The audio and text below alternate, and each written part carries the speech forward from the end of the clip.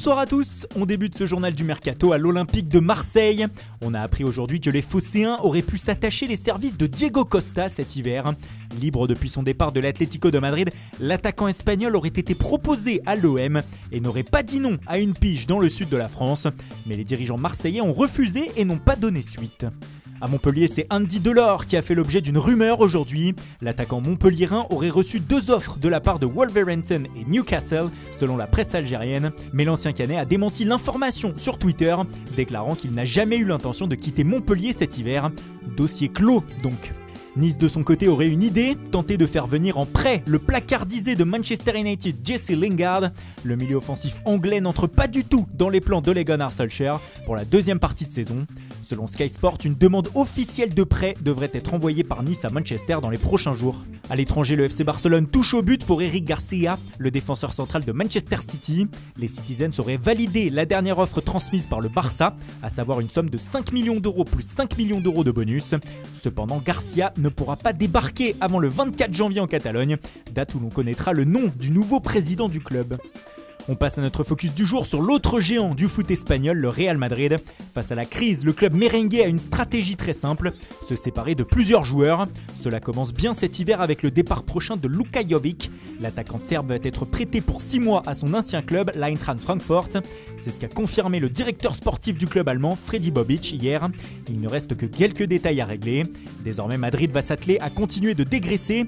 Des joueurs comme Marcelo, désormais remplaçant de Ferland Mendy au poste d'arrière gauche, Mariano Diaz ou Alvaro Odriozola pourraient faire leur valise prochainement.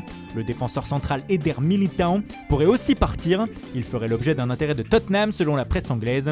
Les dossiers des 3 prêtés, Gareth Bale, Dani Ceballos et Brahim Diaz, pourraient aussi revenir sur la table en janvier.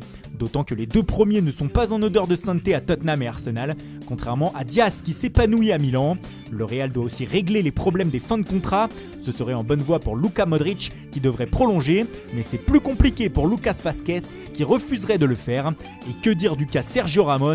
Depuis quelques semaines, le défenseur espagnol agite la capitale, les 2 parties n'arrivant pas à se mettre d'accord. Dernier épisode sorti dans la presse, Ramos aurait décidé de ne pas écouter les propositions d'autres clubs avant le mois de février, afin de laisser du temps au Real pour faire une nouvelle proposition. Le club madrilène qui regarde aussi déjà le marché des défenseurs centraux en cas de départ de Ramos. Le joueur de Villarreal, Pau Torres, serait notamment dans le viseur, tout comme David Alaba en fin de contrat en juin au Bayern Munich et avec qui les discussions seraient bien avancées. Madrid prépare déjà le mercato d'été où il a promis d'être actif. Preuve en est les approches perpétuelles pour Kylian Mbappé et Eduardo Camavinga. La pépite du Celta de Vigo et ancien joueur formé au Real, Miguel Baeza, serait aussi suivi. Le Bayern Munich de son côté s'apprête à faire signer une recrue pour l'été prochain.